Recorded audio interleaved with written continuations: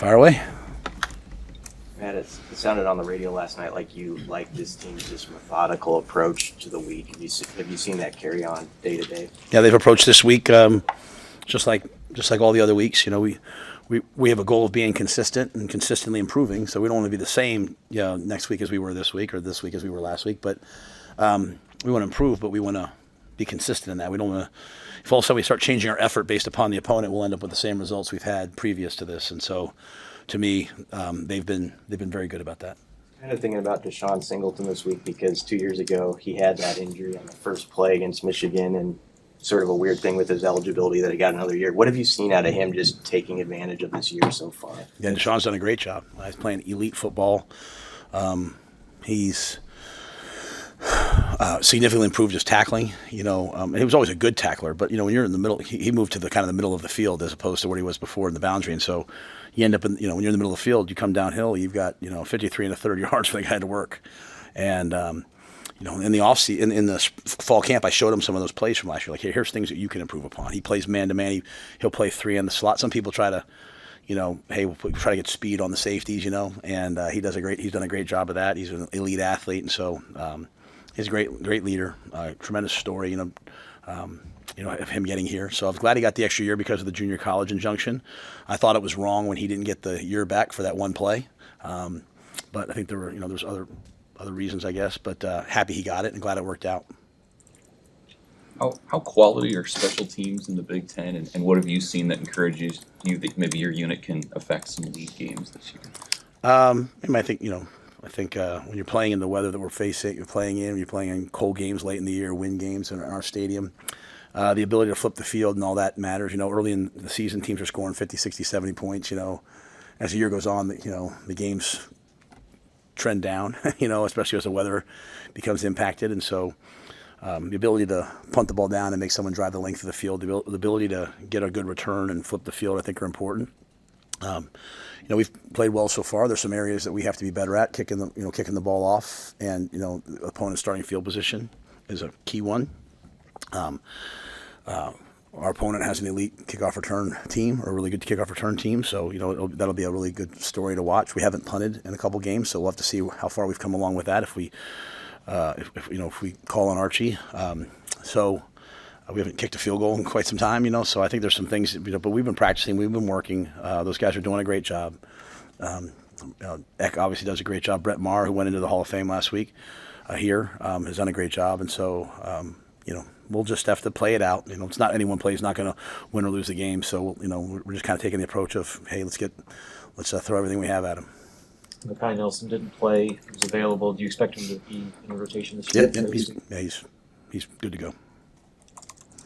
How have you seen Quentin Ives, work this week after having kind of a career day, and has he used that as sort of a jumping point? Yeah, Quentin was working at a really high level before. It's just, you get injured in training camp. When it's one thing when you have a really bad team, you kind of get hurt, you kind of go to the bottom, and you come right back up. Hey, we need you back. When you have the depth that we're building, sometimes when you get hurt, you go to the bottom of the depth chart, when you come back, because the other guys have shown what they can do, and you have to fight to get back. And so Quentin was just trying to find some roles.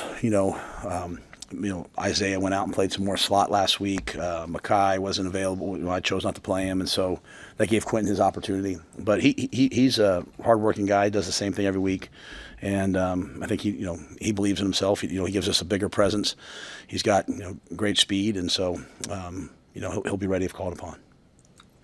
What has Glenn Thomas done so well? With his work with Dylan, and also you see it in TJ early on in this season. Yeah, well, Glenn is a process guy. He doesn't care about. It's not like some guys will be like, well, don't do. Well, that worked out. So yeah, you're like Glenn is like, no, this is the step, this is the read, this is the footwork, this is the carriage of the ball, and he's just going to wear you out with it. And so, I've had him at three different stops, right? I just think he's excellent in terms of drilling and demanding what he wants, and not letting positive outcomes detract from that. And I think that's exactly what young quarterbacks need. They need to do everything right and not worry about did it work or not, but just do everything right till it becomes a habit. I think he and Dana are a great combination. You have Dana, who comes from a world of, more of the air raid world of like, though we're not air raid, but he comes from that world of like, hey, find space, hey, let it rip. And, you have Glenn, who comes from the world of the National Football League of 22 word play calls and, 16 checks. And what they've done is, you've got a little bit of, when Dana got here, for him to say, hey, I want to keep these guys, I want to keep Glenn, like most guys wouldn't do that. It's just what makes Dana so special. To want the staff to stick together because he liked the way they worked. And he remember him telling me early on, like, hey, I need what Glenn has. I need that methodical, disciplined, relentless approach to it. I need all those ideas of how to do things like an NFL team, and then, I'll bring the mindset that I have that's scored a lot of points for a lot of years. And so I think it's been a really good marriage. Y'all are this weekend. Just what have some of your interactions been with those guys, and what do you hope the 2025 team can learn from them? Well, I think anytime that I think what you can learn is anytime that you win a back-to-back championships, that's a consistent commitment to process. That's a consistent commitment to playing to a standard and not, hey, we won this. We won this game, so hey, we can do whatever we want this week. There's the psychology of results, as Bill Parcells talks about, and sometimes winning can be just as detrimental, as losing. I saw Brent Key talk the other day, talk about Coach Saban. He said more people die on the way down from Mount Everest, I think he said, than the way up. Just you get to the mountaintop and you stay there. And so what the 95 team was able to do to, win it the previous year and then come back and do it again. When everyone's aiming for you, everyone's gunning for you, to me speaks to, the beauty of the University of Nebraska and how it, I always say to myself, as you're going through hard times, as you're going through good times, it says on the stadium day by day. I was saying that the first year when everyone was like, you guys just lost this, you lost that. And I'd be like, hey, day by day, let's just get better today than we were yesterday. Let's get better tomorrow than we were today. And so they exemplify that. And so there's been, we have every practice open to former players. They can come through anytime they want. Jay Foreman does a great job for us communicating with those guys. And, I think the thing for us is, inviting them in. And, Jared Tomich was at practice today, right? Like, I think the biggest thing for us is like we want to be inviting, and we want to make this where, no matter what era, when you played, where you played, what your contribution was on the field or off the field, that you always feel welcome to be here. And there hasn't been a guy, that I've run across that hasn't tried to help or said, hey, what can I do? And, some of the former players have helped us in, hey, here's a player, here's a guy, you should look at this guy, and they've turned out to be really good. So just very grateful to be at a place that can honor former teams. There's, it's really something special to be at a school where you're not trying to do something for the first time, where it's been done. Because when you know that it's been done, it can be done. And so it was really special last year running out before Colorado to the 94 team. It'll be really special running out to the 95 team. How crucial do you think it is for Emmett that he's gotten essentially 3 quarters off of his workload the past 2 weeks heading into Saturday? Especially after that first week where we played him a ton, right? And I think that was part of the thought the first week was like, hey, I would have, like as I said then, I would have liked to have rotated more, but it's just kind of how the game went. But I think we knew that weeks 2 and weeks 3, if we did what we're supposed to do, we don't plan ahead like, hey, but like, we knew like, hey, we'll have a chance to play a lot of guys. And so after 3 games, guys will have a lot of reps that are backups, and a lot of starters will have some reps off their body. So I think at the tailback position, you want that. And I think the thing with Emmett, he does a great job. He's a 3-down back. He can run the football. He can catch the football. He can pick up blitzes. When you're facing the defense that we're facing, and the coordinator is elite at what he does, your backs are going to have to pick up blitzes. They're going to have to be on this side and scan back for a corner, scan back for a safety, and so there's a physical toll to that. And but no one prepares better than Emmett. He's elite in terms of taking care of his body. And your point's really, really well said. I'm glad that he had those quarters off so we could get other guys reps, but also take off some of the duress physically. Coach, can you speak to just the excitement and anticipation of getting back to Big Ten play and playing Michigan? Obviously a big game this weekend. Yeah.